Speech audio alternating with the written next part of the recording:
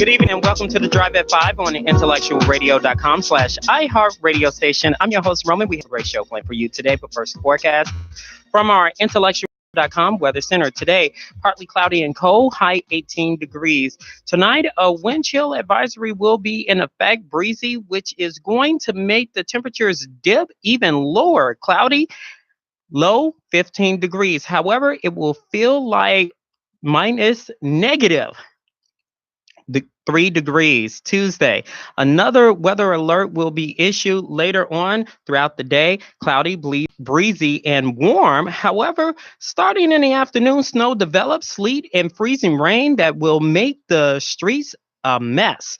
Also, look for melting snow to become a problem as well. High 36 degrees. Tomorrow night, breezy with periods of rain, then snow, an accumulation of an inch or two, low 26 degrees, cloudy and warm, high 31 degrees. Thursday, partly cloudy and chilly, high 25 degrees. And on Friday, temps will be dropping like a rock. Weather advisory again due to cold temps will be issued. Cloudy and snow in the afternoon, only 7 degrees. However, it will be very, very cold out there. The Drive at 5 is part of the new Monday night lineup, starting with a new show called Becoming Dateable at 12 p.m., The Great Entrepreneurs at 6 p.m., New Black Leadership at 7 p.m., Dreammakers at 8 p.m., 9 p.m., Chronicles of Rom, and The Raw Checklist at 10 p.m. Also, The Drive at 5 is also part of the fabulous 5 at 5, only on IntellectualRadio.com. The Drive at 5 is sponsored by Joshua Flynn and Associates. Get your insurance. It is important to get your insurance. Today, my guest is an automatic candidate for the 37th Ward. Please welcome to DeAndre Rutis. Welcome to the Drive. Thank you so much for having me, Roman. I appreciate being on the show. I've watched quite a few of the shows and I enjoy them. So I'm very humbled to be here to be able to speak on behalf of my candidacy for the ward. Thank you. Please give IntellectualRadio.com/iHeartRadio station your background. Background is I'm from the Austin community, roughly about 23 years of my life. I'm a 31-year-old man. I went to grammar school, middle school, as well as high school. When I graduated from there, I went to Howard University. That was not the only school that I attended because continued on with my education from Howard. Just recently graduated with a double master's from Roosevelt University. I have an MBA and an MA in IO psychology. You call me a social justice advocate. I have been, I've done marches when Trayvon Martin was killed. That's when it was the first time that I felt compelled to be a leader for the Black community and to take part in such protests. I've stood up for Laquan McDonald. I've also taken part in anti-violence rallies in the community, as well as I went and joined the For Justice or Else. It was about 2015. That was Minister Louis Farrakhan's movement, the 20-year anniversary of the March on Washington. So I've been very compelled to do things for the community. I guess that's pretty much my background in terms of, because it's kind of a broad question. So in terms of background, you're looking for my political, or are we talking about just myself? Yourself. Okay. Currently, all right. Well, that was a little bit about myself in terms of education and social justice advocate. Currently, I work for UPS. I'm part of management. I'm a supervisor. What else would you like to know? What is your platform? My platform is essentially, we need new leadership. The fact is that politics, as they are currently in Chicago, is old. It's old school, it's old machine. And our city council needs to be changed over immediately. As we can see from the verdict of Laquan McDonald, there are issues going on within the city, and our elected officials are not taking care of that. As elected officials that are the representatives for our communities, they are not standing for us. And if they are not going to stand for us, then we need to put people in place that will. So my platform is essentially that: new leadership, point blank, period. It is time. The type of leadership that I plan to utilize for my community is transformational leadership. That is taking people and transforming them into leaders. We need to, for far too long, we've dealt in transactional leadership, and that is quid pro quo, where you do something for me, I do something for you. That is symbolized through giving out turkeys or jobs, and then now we have you for life, and we can do whatever we want because now we've hooked you in. That time has passed. We need to start building our community to be leaders, right? So that's tapping into their a person's self beliefs, their self efficacy, that their belief that they can accomplish a task. We need to start tapping into that. As leader of my community for the 37th ward, that's what I'll be doing for the community. I don't see an alderman. I know the number one job is legislation. I stand for something bigger. I stand for my community and the transformation of it. That won't happen only through legislation. That will happen through standing up as a leader for the community and transforming it as a whole. But that's why you're running. Exactly. That's not a platform. What is your platform, starting with the meat and potatoes, with such as legislation wise? Yeah. Why? So, what is your platform legislation wise that's going to help, that you think will help the 37th ward? In terms of legislation, what we're looking at doing, so let's look at the boot, right? The boot issue is, You're talking about the boot list. yes, like parking. Let's just go with parking tickets, period. Okay. Because what we know statistically, it is aimed towards economically disadvantaged peoples. We get the highest amount of tickets placed on our vehicles in disadvantaged areas. So one thing through legislation that I want to do is kill the boot. Let's get rid of it, right? We need to also look at the fact that our tickets double.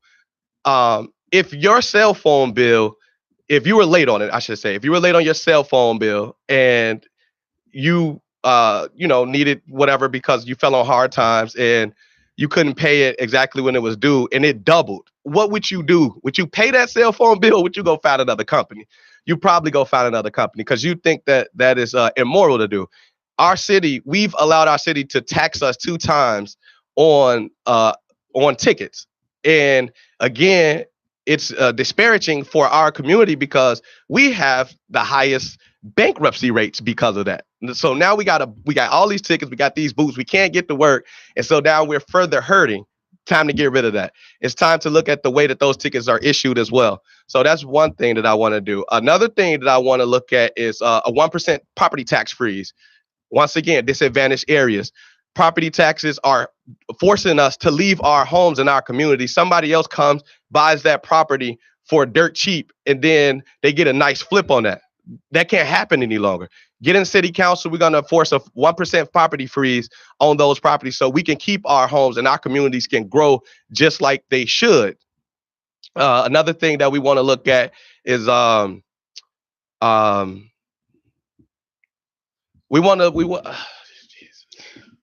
Mayor Daley, not Mayor Daley, Bill Daley said the same thing in regards to property freeze. Yeah.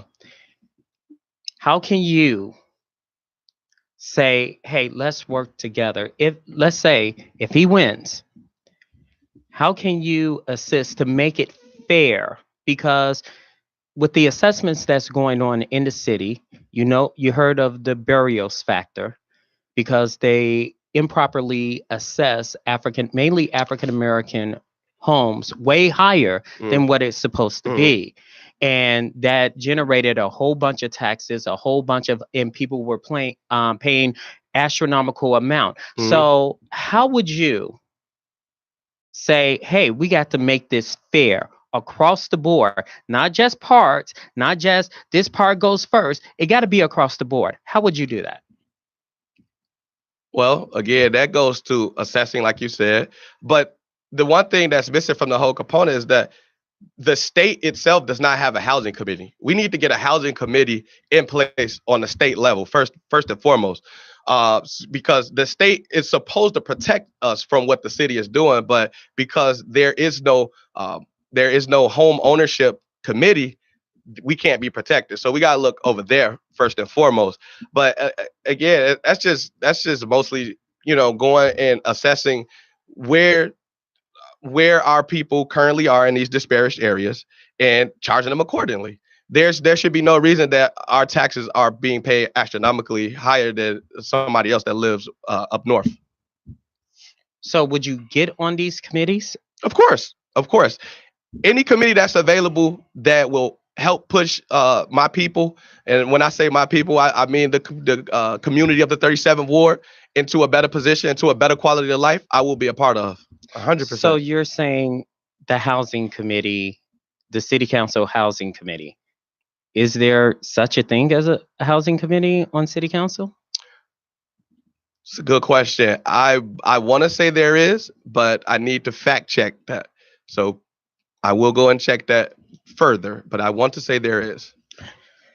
The incumbent said that she brought Walmart, a Planet Fitness, Menards, Wendy's, Aldi's, and former Mills to the 37th Ward. Do you consider those franchises enough resources in the community, and why? No. Why? Well, everything you mentioned, first of all the fast food is killing us. We have way too many fast food restaurants in our community. I just drove past my block and I realized that on North Avenue in Laramie, we just opened another J&J's. Why? It's too. We understand that trans fats are the things that give us diabetes. And then we look at that and we see that a place like Walmart doesn't even carry fresh produce. So I gotta go to Tony's on Fullerton and Central to buy fresh produce. Are you talking about the Walmart on Cicero? North Avenue and Cicero. Yes, sir. So, I mean, there's no fresh. That's fresh produce, but that's not enough. There's not enough sustainable. Well, I'm glad you clarified that. There is produce there. There is. I don't consider that produce. But why you don't? Because it for one, there is never enough to be sustaining for a full neighborhood of 30,000 people. Like literally, there is. And I don't know the square inch footage, so I'll go find that out. But that little bitty produce section, or that's what they even want to call it, at the very front of the end of the store, does not feed 30,000 people in the community. It doesn't. So I don't consider that. Walmart has been shut down on Cicero and North Avenue a couple of times. As alderman, recently, a couple of months ago, due to rodent infestation.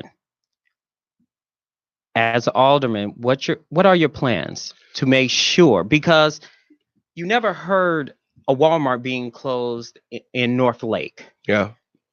Not even in Melrose Park. What are your plans to work with the so-called CEOs of Walmart to make sure that our Walmart better look like the whites? Right. Well, there's because this thing, rodent infestation. That's the reason they were shut down. Mm-hmm. Well, there's this thing called corporate social responsibility that every CEO should know. And I believe it's their corporate social responsibility to make sure that the Walmart that is in our community performs as well as the Walmart in a more affluent community. Now, that's the same thing that we're talking about when we go with this produce thing. I'm trying to figure out, why do they think that Black people don't like to eat fresh produce and fresh fruits? Why does our produce section have to be that small? Corporate social responsibility. If not, we take it out, period. I think we've gotten so lax in our leadership that we feel as though we can't tell them straighten up or be gone, because somebody else could take that spot. I personally like Aldi's. I don't like the fact that they took Aldi's out of a couple of the communities surrounding. But some Aldi's, they don't have produce. Yeah, but they'll bring it. But how can you guarantee that? Same thing. Corporate social responsibility. we have to tell them what we want in our community. That's the problem. For far too long, we've let them dictate what's going to come into our community. You have an alderman right here who will not allow that. Point blank, period. So ain't no such thing as, because we know how business works. They want to make money and we want to be serviced. So if they want to make money in our community, we're going to tell them what we want in our community, and they're going to abide by that, or they're not going to come in. How would you provide badly needed resources in the 37th Ward? What resources are those? The resources could be a wide range of things. Mm-hmm. Your incumbent said she provided a Walmart, Okay. a Planet Fitness, a Wendy's, a Menard. Well, first and foremost, what resources you will provide? Let's say I'm a resident of the 37th Ward. How can you say that's a resource? That's what Emma Mitz is providing. Yeah. What would you provide as a resource? Small business ownership, point blank, period. It is time that our communities. But people can argue to that effect of small business ownership that is controlled by most Arab Americans. No, again. Nah. And that's the problem. Once again, my community is 90% Black. I want to see Black ownership rise once again in my community, point blank, period. There is a growing Latino and Hispanic population. I would love to see them with some small businesses in the community as well. At this point, we continue to bring the same franchises over and over that does nothing for our community. They make money and they take that money out of our community. Every other thriving community that we can point to, whether it's a Wicker Park or a Logan Square or a Lincoln Park, are all fueled by small business, point blank, period. We're going to bring small business back to our community and show that we can thrive once again, just like we did in the 60s, in the 70s, when Black people enjoyed Chicago and it was thought of as a metropolis for us. It was mentioned on the Drive at 5 by Reverend Ackrey, there is a tale of two cities, and Austin is among them. As alderman, how would you change that characteristic, not only by providing resources? Again, leadership, transformational leadership. Get out and be what you want to see in your community. That's a part of why I'm running for alderman right now, right? So I'm actually working with Rotary International in hopes of bringing a Rotary Club to the West Side. That's a business networking organization. Now we can put it. I just was at a Rotary event almost 2 weeks ago. They had Walter Robb. He was the co-CEO of Whole Foods. This is a millionaire. We can bring people like that to our community. Let them talk to him, see how he built his business. That's what we need. That influences our community. We can do that. We can also set up seminars. Something that I want to do is teach financial education. I currently trade in the stock market. I invest in mutual funds. My community needs to know how to do these things. That's how we grow. We need to self-teach ourselves as well. We need to learn more about our culture, our history. We need to influence our community that way. Point blank, period.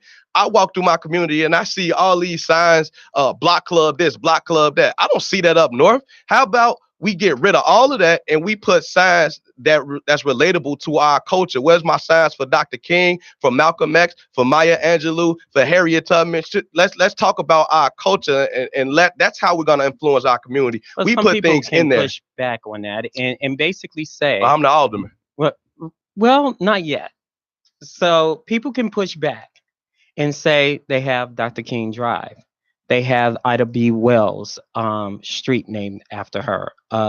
It's not just an honorary street sign, it's an actual street. They're talking about building other resources that honors African Americans. Mm-hmm. So my question to you, you're talking about providing these resources. Mm-hmm.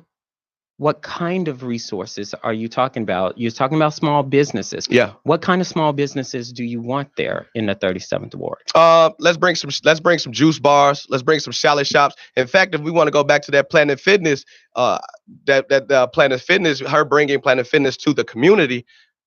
The fact that you can go to Planet Fitness, work out, and then go from point A to point B in the ward, that means go from Central to Avers and not find a juice bar is a problem. Like this is a total different generation. Our people are becoming more health conscious. Grow with them. Our community looks like 40 years ago because we're not growing. We still staying stagnant. Salad bars, juice bars, meditation is a big thing. That's in some respects, you can quail some of the violence in our community if you just sat down and thought about it for a little bit. Give us some spaces where we can go. Where's my art gallery at? We got all these talented kids that they draw, they sing, they rap, they do all of these. Where are these things that's going to help our community grow? These are the resources that our community needs. There needs to be avenues for kids to do things. Another resource that I want to see is a space that can be how do you call it, a community center that can be a shared space between the elders and the younger generation. There's such a generational divide between the two. This gap is constantly widening, and it's causing issues because the way we treat each other will be shown to our children, who then will treat another generation under them. Unless we break that cycle, we need to start breaking all these cycles. Period. Chicago has been named number one of rats and rodents roaming around the city. Alderman Ed Berg, who is under investigation, not because of this situation. However, he suggested by decreasing the rodent infestation, abatement, bringing coyotes to the city. Now you have double the problem. Now, Austin community residents has seen coyotes, rodents, possums, raccoons roaming around in city streets. As alderman, how can you assure residents you can clean the streets and alleys in the 37th ward? Hmm. Well, one way is to not bring coyotes. That doesn't make sense. Well, right now, currently, there is 2,000. This happened early 2000 that Edberg started, and it decreased. Now the city council raised it to $5 million to add extra people to start baiting again, because it's like a big population of this in the city. Now they are seen in abandoned homes. They are seen, it's becoming a big issue. I had a little mouse in my place, so they come in too. They find their way inside too. Well, we need to look at natural solutions. What about repellents? How about we lure these rats with something that is attracted to them, or something that can force them away from a particular area. Mint is something that I was told that can help with the issue with rats. They are repelled by mint. We could utilize mint to create a funnel to where these rodents can go to be killed. We have to start thinking outside of the box in terms of handling situations, because the rat problem isn't unique to just Chicago. This is a worldwide thing. Like, rats and rodents happen. So to act like it doesn't happen, would be asinine. But to figure out how to quail them, how to lessen the population is something that we need to do. And again, using something like, let's say, just mint to deter them from where they're collecting to a certain place where they can be killed off. The City Council Black Caucus held a press conference last week regarding Laquan McDonald verdict of Van Dyke, which is 6 years. As some analysts say, it will be like 2 years for good behavior. 2 years, maybe even less, but its sentence is 3.5. However, all Black Caucus members saw the tape and didn't say anything in an attempt to support the mayor, and have voted to give the family $3.5 million because of possible police fault. Why, in your opinion, they were outraged, given the nature of their history of the matter? The reason that of this question is because your incumbent was standing among them. Your incumbent is part of the Black Caucus, which saw the tape. As a city council member, you will be part of that Black Caucus.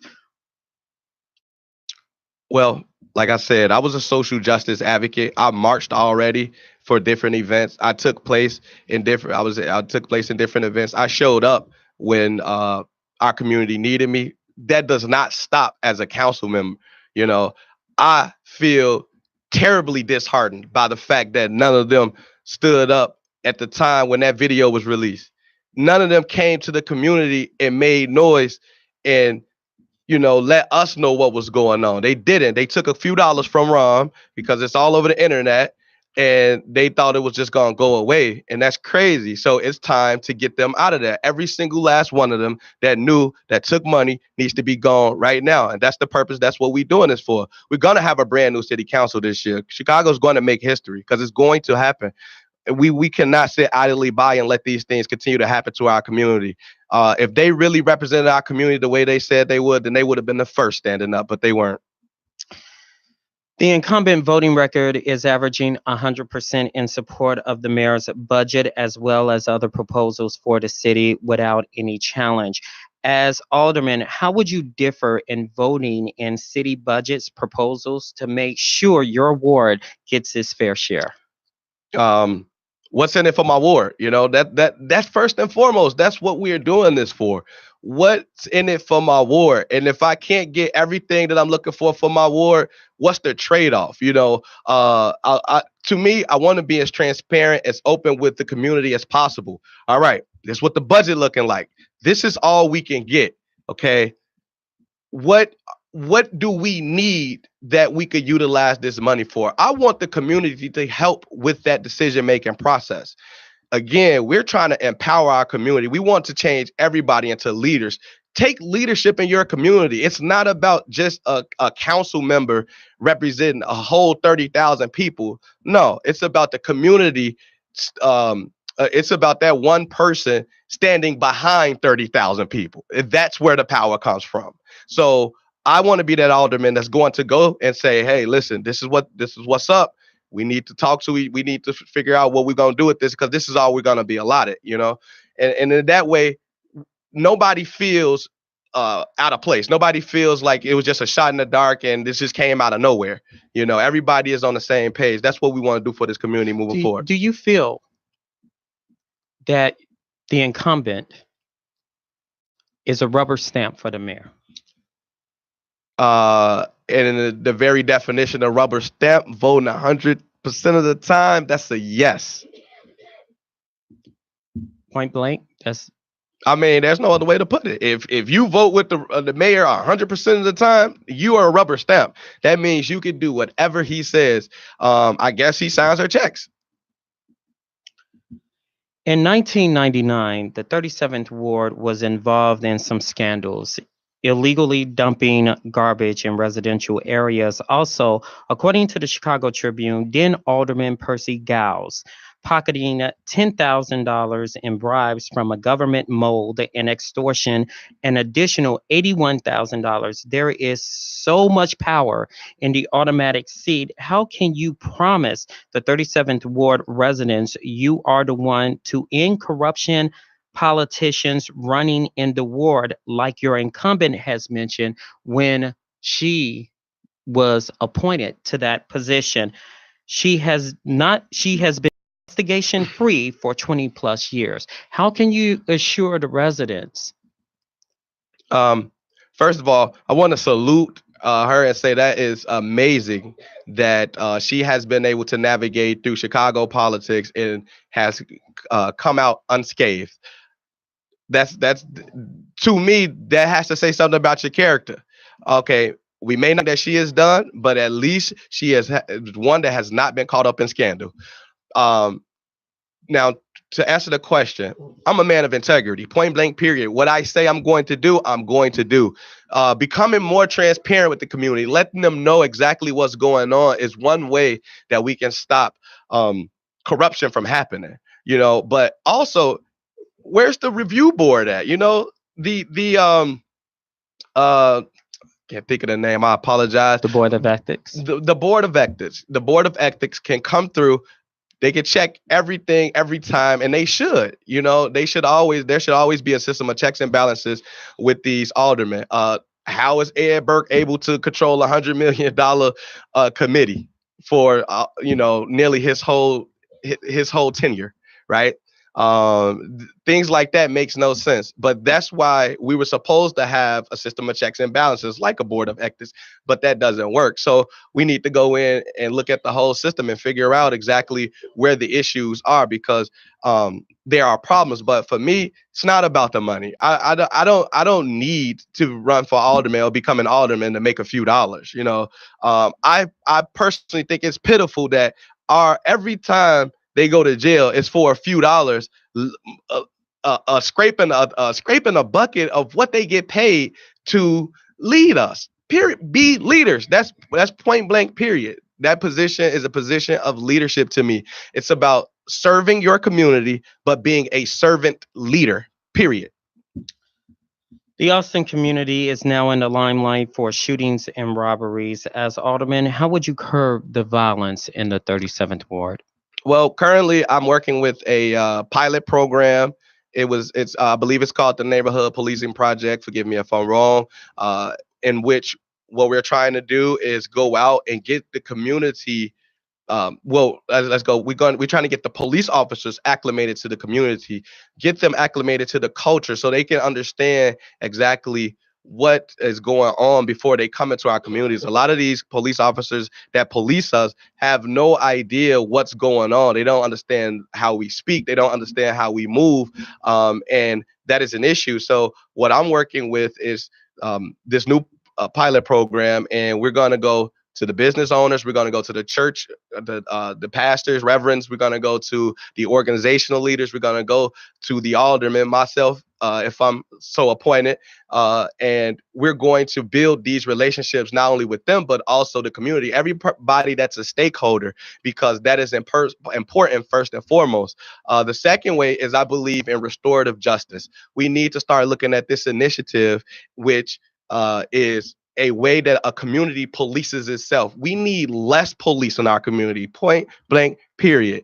I don't like the fact that I have a police officer on my corner every single day. And I don't like the fact that But those some police seniors officers, like that in your ward. and that may be fine, but I don't like the fact that those officers see me every day and never speak. If they are out on a corner and I walk past, they don't speak. They don't speak to anybody. They're standing there to me, it's like being respectful. Whenever I went to somebody's house, I had to speak to everybody in the house. If you're going to stand on our corners in our community and police us, at least have the common decency to speak. But going back to social justice, not social justice, or restorative justice, that before we send one of our black children off to police, to jail, we need to convene and figure out exactly how we can handle that issue. So if somebody steals my bike, right? We sit down as a community and, okay, I tell him what stealing my bike meant to me. Maybe I couldn't go to work. He tell me why he stole my bike. Okay, we got some kind of understanding there. Now, how do we rectify the situation? What am I looking for in return? Maybe something crazy is wash my dishes for a week. Who knows, right? But instead of sending that young man to jail, now we figured out amicable means of figuring out the situation, and then we keep him from going to jail, and community is less police that way. That's what we need. The ward you are a candidate in is considered a major state-of-the-art police academy. Some mayoral candidates are in favor of it, some are not. Where is your stance on the police academy in your ward? I'm no cop academy, point blank, period. No cop academy. Why? $95 million. Come on. Again, we live in a food desert.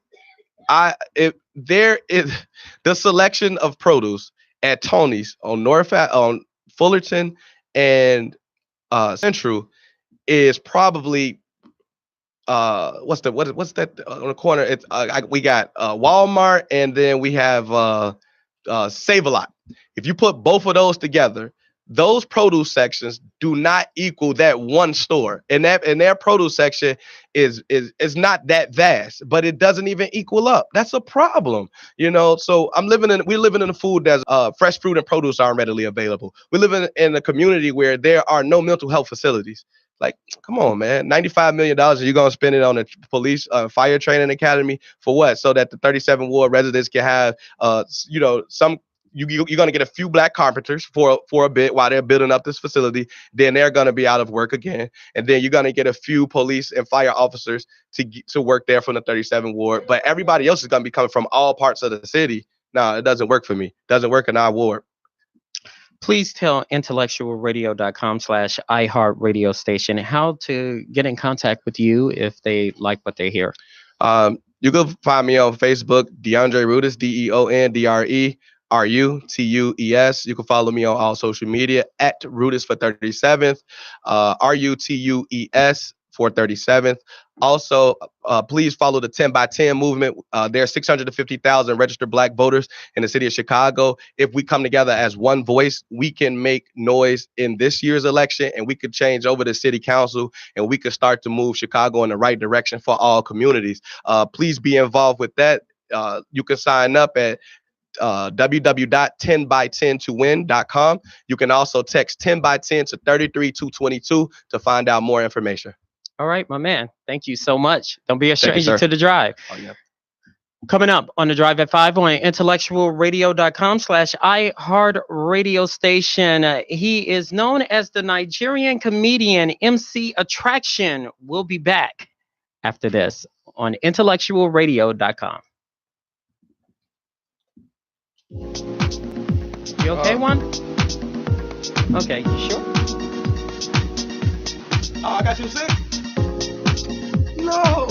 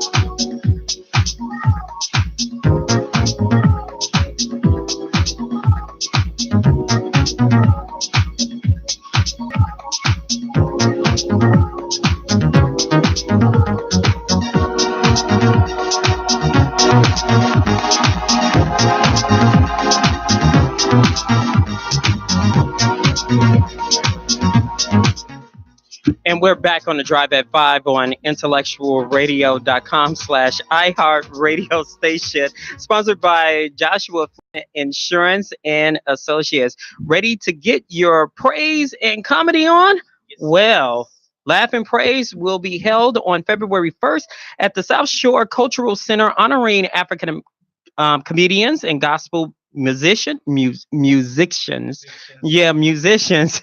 And the man who will be hosting, the one and only MC Attraction. Welcome to the Drive, along with who we have here. DJ AK21. DJ AJ21? AK21. Why they call you AK21, sir? Well, AK is a short. My name is Akeem. Akeem. Yeah, so the short form of is AK. And AK. the 21, there's a secret behind the 21. Oh I want to yeah. give it out because Yeah, you gotta okay. get up to the mic. Okay. Yeah. Is He this wants to okay? stay forever young. Yeah. Well, not really. The secret behind the 21 is I used to play ball. I used to play Mhm. basketball. So 21 was my basketball number. So that number meant a lot to me. So I wanted that number. So when I stopped, I still play ball here and there though, but I still want to keep that 21 number because I played a lot of basketball. So that's what the 21 stands for. Is my basketball number. Oh, okay. Yeah. So, Back to the show. okay, you. Okay. Please give intellectualradio.com/ iHeartRadio station your background. So it's you. Starting with you. All right. What's up, people? My name is MC Attraction, and I'm the producer of the show Life and Praise alongside DJ K21. And the aim of the show is to unite Africans and diaspora to enjoy quality comedy, high praise, and also to recognize community leaders in the city of Chicago, leaders who have impacted and who have a burden for the city of Chicago. That's it? That's it. That's the Okay. aim. You? Well, he said almost everything. Once again, my name is DJ AK21. I'm a DJ right here in the Chicagoland area. Do a lot of African, mostly parties, weddings, and a lot of good events. I'm teaming up with my boy right here, MC Traction. We came together like about 2 years ago or so. We had some ideas about doing some shows within the African community. Not only the African community, but we want to make it broad. We want to take a lot of things out to our community, whether it be African American, Africans, Caucasian, everybody, just letting everybody know much more about the African culture. So we decided to start off with this laugh and praise gospel. Probably bring something common that everybody Something has in different. common with, something different with, something different because everybody's just probably used to that party scenes and all that kind of stuff. So we're like, you know what? Let's switch it up a little bit. Let's go the gospel route. And so far we're like, you know what? Let's interview, not interview, but give out leaders, our leaders in the community, give them some awards, recognize them, and just show them how much they've been appreciated. And not only that, the youths in the community as well. Like I said, I've been doing something like this for some time with the African youth, but now with MC Attraction, we're going a different route. And yeah. So, what inspired you to become a comedian? Good question. Thank you very much. Yeah, I think I've always been funny, and I've been funny, and I think it was necessary to take the humor to a different level. And I'm a passionate comedian, and I'm one person that when I discover a talent, I decide to develop it. You understand me? No. When I Okay, I have the secret. Discover whom you are, develop it, and turn it into profit. So I discovered I was funny. I developed myself to being a comedian, and I turned it into my passion and made a profit out of it. Okay. Yeah. Now, what is the difference between African comedy and American comedy? Can you tell me the difference between that? Is it the laughter? Is it the situation? What is the difference there? Yeah, the difference is very broad. African comedy is very, very different. Like for me, if I sit in a white or American audience, yeah, it will be hard for me to laugh because some of the jokes I cannot relate to. But with African jokes, there's too many things you can laugh about. You can laugh about your parents, your brothers, your sisters. You can laugh about the food. You can laugh about sleeping. You can laugh about snoring. You can laugh about lighting. Everything. You can crack jokes with everything in Africa. So let's say you're at a black comedy club. Is it different from an African club? Completely different. Completely different. Completely How different? Because the kind of jokes we crack is different. Can you tell me a difference of a joke? Now, in African homes, there's a way Africans talk to their kids. Right.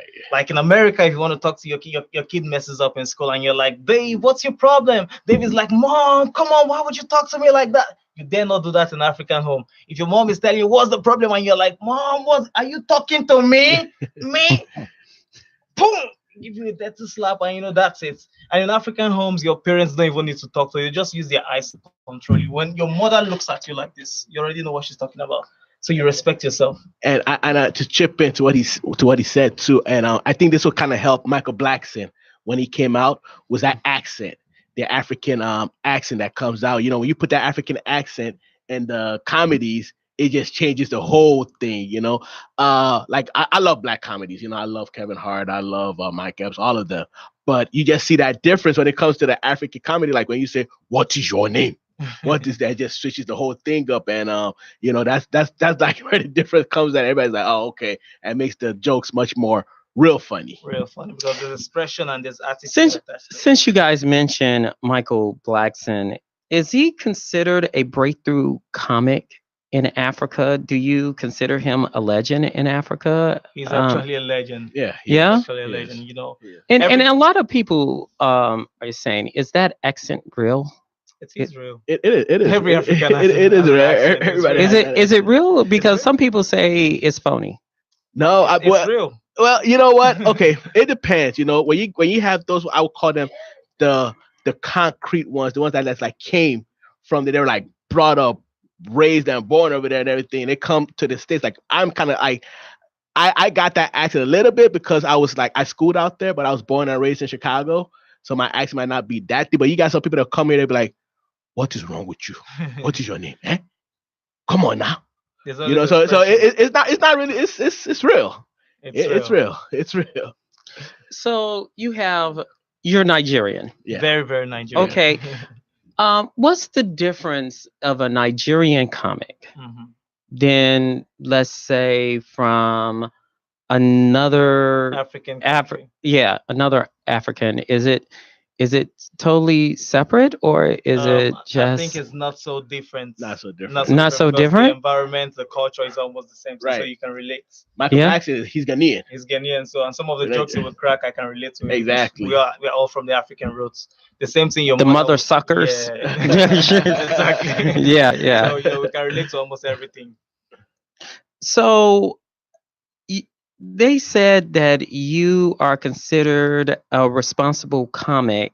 Define being responsibly funny comic. Responsibly funny. You know, we have dirty jokes and we have clean jokes. And I used to do the dirty jokes and mix it with the clean jokes. But along the line, But how you mix the dirty jokes with the clean jokes? now when we're talking about dirty jokes, we're talking about sexualizing jokes, Mm-hmm. talking about dirty stuff that has to do with sex and all that, you know.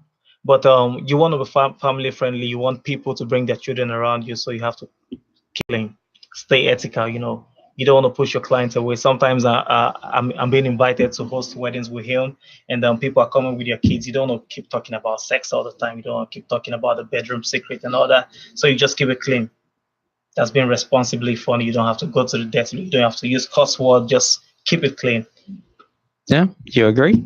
I agree, and to chip in with that too, the reason why I guess Amsterdam Attraction is reasonably funny is like he does gospel how would I call it? Do we call it gospel comedy? What's the Just new name for clean it? jokes. Clean jokes, you know. No So he false words, yeah, no- yeah. no So he sex. relates like to the church. So like, you know, I guess before some people would be like, no, be careful now. Yeah, Don't bring this guy to the church, don't bring this guy to no this church stuff, event. whatever. But now there's a breakthrough right there. You could laugh in church right now. And that's where the likes of MC Attraction, Kenny Black, he's another Back in the days, you know. pastors don't let us come to the You're church. right. They They don't class right in church, in churches. but you know you have to stand out. But now they come out now. I mean, churches are like dying for them. So Yeah. yeah.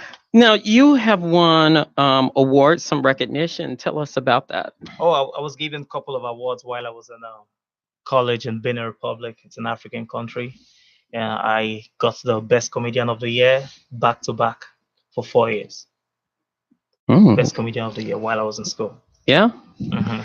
So, do you hate when people? This is the one thing that all the comedians. So I'm going to ask you this: Go ahead. when somebody say, "Okay, you call yourself a comedian, make me laugh," don't you hate that? To an extent, I don't think I hate it, but to an extent, I don't think it's necessary for you to tell me, make me laugh. If I tell you I'm a comedian, then find the best way possible to come see me crack jokes. And that Yes. is That's all I have to say. I don't have to defend myself. Mhm. I've been too long in this business to try to. And how many years is that? 10 years now. 10 years. Yeah, so I don't need to prove any point to anybody. I don't need to make you laugh. I don't need to look like a tout for you to know I'm funny. I don't need to behave like a clown for you to know I'm funny. Just give me the stage and have the audience ready. And you're there. That's it. So, I basically have a joke for Go you ahead. guys. Okay, Okay, go ahead. you guys want to hear a dirty joke? Go ahead. Go ahead. Okay, I know Go ahead. Wanda is cringy right there. The A cat fell in the mud. cat fell in the mud. That's That's my the joke. dirty joke that I have. I know. I'm going to stick to my regular thing. But you have an event that's coming up. Mhm. Please tell us about the event. So, like we said before, Laugh and Praise. It's a comedy praise and awards program, and the idea is to just bring Africans in diaspora to enjoy quality comedy, high praise, and also award community leaders and talents and churches. So it's going to be comedy, music, and awards. And we'll have likes of Sheyi Brown that will be coming on the show. Sheyi Brown is a very funny Nigerian comedian. We'll have Elenu, a very funny Nigerian comedian. Then we'll have Jedi. Jedi is also funny. MC PC, MC PJ, MC Fantasy, MC You Guys, and we'll have singers like Olayemi Champion. We'll have Suplosity. We have Olamide. We have Josh Blaze. We have Benga Adenuga. So it's going to be a packed event, like from back to back. We're having fun all night. Now, do you think that it's an explosion of African comedians coming to America to explore, saying, we got some good comedy here, that Michael Blackson just was like the trailblazer of it? Do you think that there's many more out there? There's many Oh more. my I just God. know the names of some people that are really These guys really funny. that he actually called, The they're actually lineup is based. mad. They're actually based out here. They're We based out decided to just concentrate on the ones who are here Mhm. before we start bringing the ones from Nigeria, from Ghana, Like, or comedy is a whatsoever. big industry It's in a Nigeria. big industry in Big, Nigeria. lucrative, and Like, a money-making industry. the Right? ones that we're here, they're like based right. Like Sheyi Brown is in California, California, Jetty's it's a in busy Maryland. So we just Houston. got the local ones right now. So it's like But these guys are really very funny. they're and they're very doing very fun. well. Yeah. Doing very well. Now, in your best mind, and I know you will say you, Mhm. but be fair. I will be Okay. fair. Who would you like to kind of like see like up there, like Def Comedy Jam or whatever, the next Apollo or whatever that you would From the see? African community. Yeah, for the African community. To be very honest, I want to see myself there. See, I knew you was gonna Exactly, say that. exactly. You have to. Exactly. I knew you was gonna say that. So tell us the date, the time, the awards of Laugh and Praise. February 1st is the date. The time is 6 p.m. Red carpet starts by 6 p.m. and the show time is 8 p.m. There is no African time. We'll repeat, there's no African No time. African time. Africans like to come late for events, so we keep preaching to them there's no African time. What that means? What it means when you say the event starts at 6, Africans like to come 8:30. Wow. That's the African time. Like, no one wants to be the first to be in the hall, so there's no African time. If you're listening to me, red carpet starts at 6, and we'll have media houses coming to cover the show. So please be there by 6 p.m. to get the red carpet meet and greet. There's gonna be drinks and interactive section going on during the red carpet, and the show starts by 8 p.m. 8 p.m. And the venue is 7059 South Shore Drive, South Shore Cultural Center, Chicago, Illinois. That's the venue. And it's open to everybody. It's just not only open to All Africans. ages. It's open to all ages. It's a family front, fun affair. It's open to Black Americans, Caucasians, everybody. So just don't think because it's an African show, it's only for the Africans. No, it's not. It's on February 1st. So we're opening up to start off Black History Month. So everybody, you're more You than never invited know. to You come might out. see me there. And to get your Yeah. tickets, Yeah. Go ahead. we want you to be there. To get your ticket, just go to Eventbrite, www.laughandpraise with mcattraction.eventbrite.com, www.laughandpraise with mcattraction.eventbrite.com. That's the link to get your ticket. $30 for the regular, front row $50, and that's it. And we'll put it on our Black Products, Black Services page and Wow. our Thank you. Black Events Thank you page. very much. Thank you. We appreciate Thank it. Don't be a stranger to the drive at 5. Come back, okay? We will. Thank All you very right, much. that's going to do it for us this week on the Drive at 5 on IntellectualRadio.com. Thanks to Wanda, who's behind the scenes. Earl, Thank you, oh. Wanda. executive producer Wanda, who's right there. Earl, who's behind the scenes. You guys have a safe week. See you next week. Thank you.